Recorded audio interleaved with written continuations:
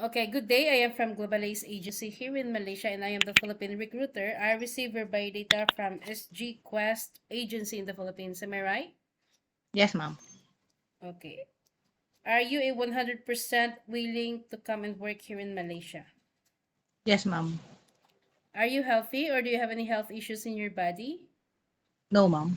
If you feel unwell, better stay in the Philippines so that you won't give us problem at the same time, okay?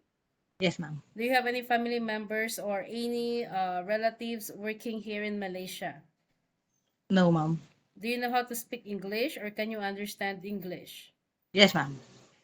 Okay, so our interview, this is recorded and it will be uploaded in our YouTube channel, but at the same time, your profile will be uploaded in our website. Do you agree? Yes, ma'am. I agree. Is this your first time working abroad? Second time, ma'am. Okay, so why did you choose to come and work here in Malaysia? I want to try Malaysia, ma'am. You want to try Malaysia. Okay, what is your name? I'm Maria Fatima Layakan, How old are you? 35 years old.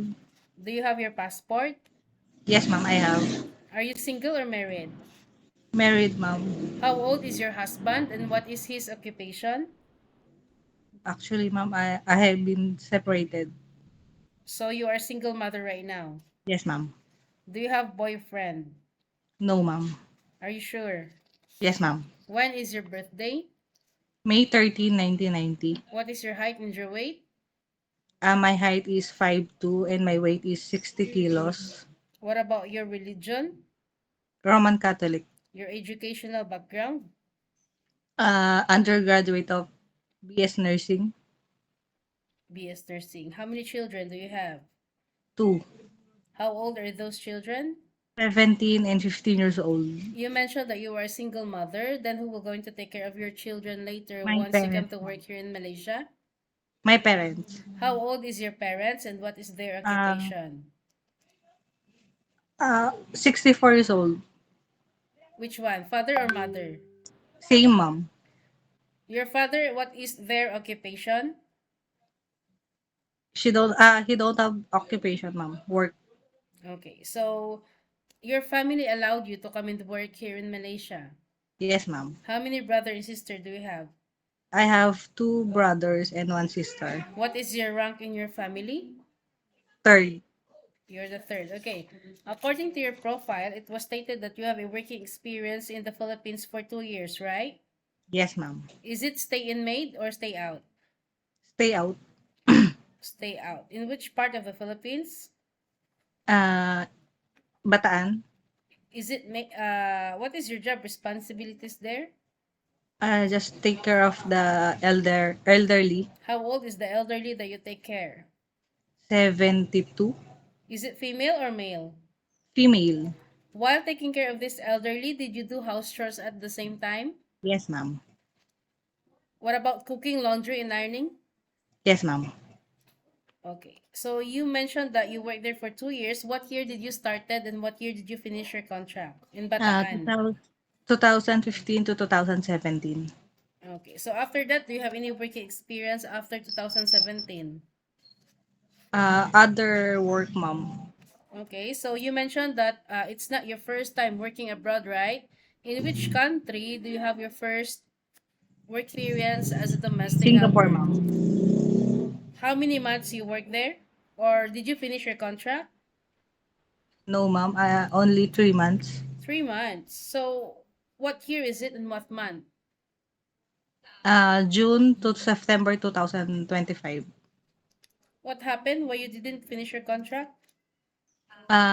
Because my employer passed away last September. Is it elderly? Yes, ma'am. How old is the elderly that you take care? Uh, 79. Is it female or male? Female, ma'am.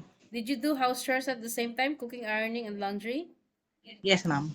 Okay, so what happened? Why is your employer sent you back in the Philippines or you haven't given a chance to work for another employer? I decided to come back to the Philippines, ma'am. Your agency offer you to work for another one? Yes, ma'am. So what happened? Why you just decided to go back home in the Philippines? Uh, You could find another Actually, ma'am. employer because this you got a 2 years contract. Am I right? Yes, ma'am. So what happened? I don't want to stay to my agency of accommodation Why? with other people with Myanmar and So you decided to go back home in the Philippines. yes, ma'am, and I apply again. Okay, but if you come here to work in Malaysia and if that something happens, same like what happened to the Singapore in your previous experience, it's same also. You will mingle also and you will gonna mix with the Indonesian here. So are Yes, you ma'am. ready? You cannot Yes, simply ma'am. say you wanted to go back home, because this is a 2 years contract. Yes, ma'am. Are you I ready? know.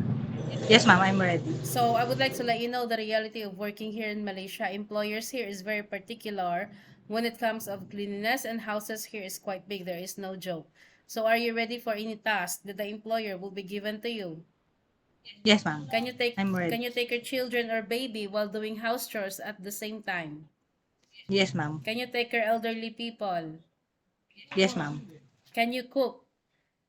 Yes, Can ma'am. you cook Chinese food? Yes, ma'am. I cook Chinese But you food. can learn new recipes, right? Yes, ma'am. In YouTube. Can you caregiving for bedridden patient and disabled person? Yes, ma'am. Are you comfortable taking care of pets? No, ma'am. It's okay, no problem. So this is a 2 years contract, okay? You cannot simply Yes, say ma'am. you wanted to go back home because you miss your family, you feel homesick, or you cannot handle your job anymore. Okay? Yes, Once you ma'am. terminate your contract or any uncertain situations that might happen to your family back in the Philippines, please remind yourself that you cannot easily go back home. Even there is some family member that will pass away. You need to Okay. get ready yourself, okay? Once Yes, you ma'am. terminate your, nobody force you to come into work here in Malaysia, yeah? So Okay, ma'am. once you Yes, ma'am. terminate your contract, you know that there will be a consequences, which is you need to pay your employer and at the same time the agency, as nobody force you to come into work here in Malaysia, yeah? Yes, ma'am. So are you aware that usage of mobile handphone, you are not allowed to use your phone during working time? It means you cannot hold your phone for 24 hours, but instead you can hold it during nighttime only after you finish your job for the whole day, and you will render your phone on the next morning before you start your work. Of course, you are entitled to have a rest once a week, but you are not allowed to go out on your rest day. You will going to stay only inside the employer's house, and if you will work, employer will going to compensate your salary. Are you okay with our rules and regulations? Yes, ma'am. Are you sure? Yes, As ma'am. I have mentioned many times, we don't force people to come here.